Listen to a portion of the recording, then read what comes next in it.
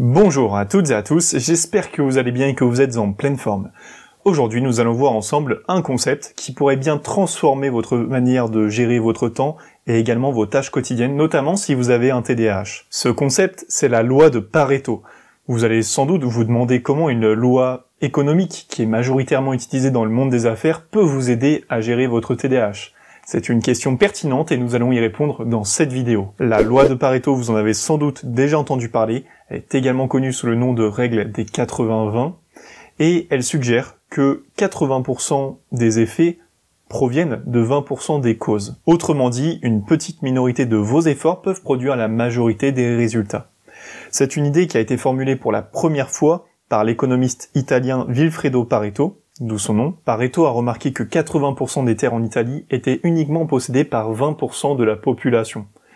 Il a étendu cette observation à d'autres domaines, à de nombreux domaines, et c'est comme ça qu'est née la loi de Pareto. Mais comment concrètement se traduit cette loi dans la vie de tous les jours? Eh bien, vous seriez surpris de voir à quel point cette loi est omniprésente dans notre quotidien. En effet, on peut remarquer par exemple dans le monde des affaires, il est courant de constater que 80% des ventes proviennent uniquement de 20% de clients. Et vous pouvez appliquer ça à de nombreux domaines. Regardez par exemple, si je vous dis que vous portez uniquement 20% de vos vêtements, 80% du temps, eh bien vous me direz probablement que c'est la réalité. Du moins c'est à peu près ça. Et c'est une règle qui va s'appliquer dans de nombreux domaines. Maintenant, vous vous demandez peut-être, ok, c'est bien tout ça, c'est génial, on a appris déjà pas mal de choses, sauf qu'Arthur, quel est le lien avec le TDAH? Comment est-ce que concrètement cette loi peut-elle s'appliquer pour les personnes qui ont un TDAH dans notre quotidien? Eh bien, c'est assez simple. Vous avez sans doute remarqué que les personnes qui ont un TDAH ont un petit peu plus de mal à maintenir leur attention sur un certain nombre de tâches. Et c'est à ce moment-là que la loi de Pareto peut s'avérer extrêmement utile. En effet, en identifiant 20% des tâches qui produisent 80% des résultats, vous pouvez concentrer votre énergie uniquement sur des tâches qui vont vraiment compter, qui vont vraiment vous apporter sur le moyen et sur le long terme, et pas uniquement sur le court terme. En effet, lorsqu'on a un TDAH, on a tendance souvent à se concentrer sur des tâches qui nous apportent sur le très court terme, car ça va dans la logique du circuit de la récompense. Ça nous stimule sur le très court terme, ça nous produit une récompense, donc quasiment immédiate. On va faire une tâche qui va nous amener des résultats quasiment instantanés. On va voir le fruit de notre travail quasi instantanément. Or, eh bien, ce n'est pas quelque chose qui va être vraiment nécessaire, productif pour nous, qu'on ait un TDAH ou non finalement. Mais c'est ce qu'on va avoir tendance à faire. Alors que là, en se concentrant grâce justement à cette règle sur des tâches, en arrivant à les identifier correctement, ces tâches qui vont nous être utiles sur le moyen long terme, on va pouvoir plus facilement se concentrer dessus. Et par conséquent, les résultats de nos actions vont être, bien plus intéressants sur le moyen et long terme. Par exemple, imaginons que vous avez une liste de 10 tâches. Sur ces 10 tâches, vous pourrez sans doute identifier 2 parmi ces tâches qui sont des tâches qui vont être plus importantes que les autres. Ce sont des tâches qui vont vous apporter sur le moyen et sur le long terme.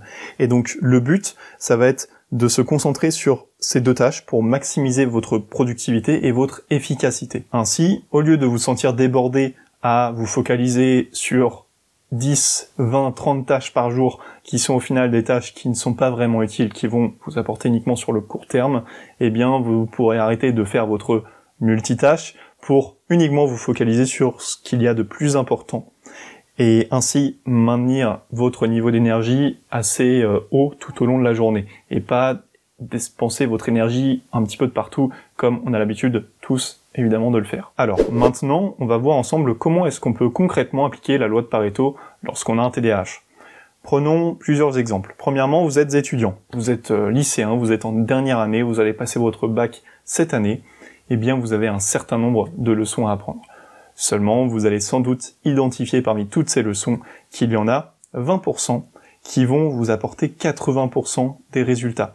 C'est-à-dire qu'il y a 20% parmi toutes les leçons que vous avez qui vont entraîner 80% de votre réussite à vos différentes épreuves. Et c'est sur ces 20% de leçons qu'il va falloir, justement se focaliser. Et puis, vous pourrez mettre directement donc 80% de votre temps sur ces 20% de leçons qui vont elles-mêmes vous rapporter 80% de résultats. Et vice versa. Ce temps également que vous allez consacrer à 80% de vos leçons va être constitué au final de 20% de votre temps global. Mais ce temps va devoir être pris également au sérieux, c'est-à-dire que ça va être 20% qui ne doivent pas être négligés. Vous devez prendre ces 20% et les investir intelligemment en termes évidemment de temps et d'attention sur les 80% restants pour avoir finalement des connaissances qui vont être globales mais également précises et de plus en plus précises en fonction du temps que vous allez passer dessus sur ces différentes leçons, ce qui va vous permettre de réussir vos différentes épreuves. Voilà, j'espère que ça a été clair pour cet exemple. Pour le second exemple, nous partons du principe que vous travaillez tout comme moi. Vous allez sans doute constater qu'il y a certains aspects de votre travail qui ont un impact plus important que d'autres.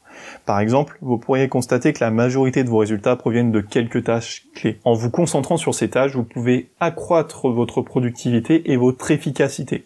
Vous pouvez passer 80% du temps sur ces tâches clés et ensuite garder 20% du temps consacré à ces autres tâches. Pour ce qui est des limites de cette loi, car finalement il y en a, il faut avant tout comprendre que cette loi est avant tout une approximation. Ce n'est pas 80-20 exactement, évidemment. Ça peut être 90-10, ça peut être 70-30. Il y a évidemment des moments où ça va varier, mais globalement c'est une approximation. Ils ont constaté que 80% était égal à 20%. Voilà, il y a toujours ce 80% des efforts pour 20% des résultats, etc.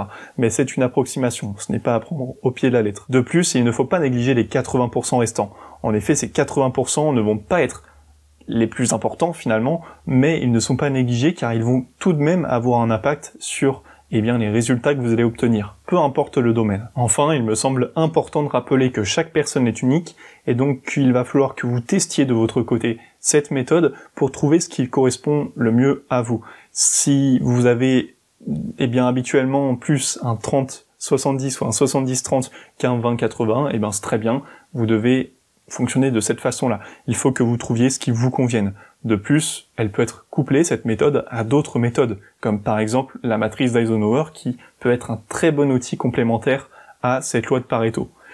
Il y a d'autres outils qui existent, notamment la routine, pour justement créer une structure dans votre quotidien.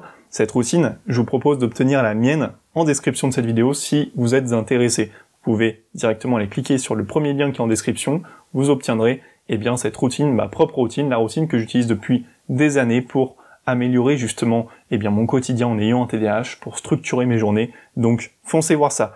Je vous remercie pour votre attention, nous arrivons à la fin de cette vidéo. Si vous avez apprécié celle-ci, laissez un like en bas de cette vidéo, commentez-la pour me dire ce que vous en avez pensé, ce que vous pensez de cette méthode et si vous avez déjà testé, si vous l'avez déjà appliqué dans votre quotidien. Et puis partagez cette vidéo à votre entourage. Abonnez-vous à la chaîne YouTube et voilà, c'est tout. Je vous remercie pour votre attention, je vous dis à très vite. C'était Arthur, ciao ciao.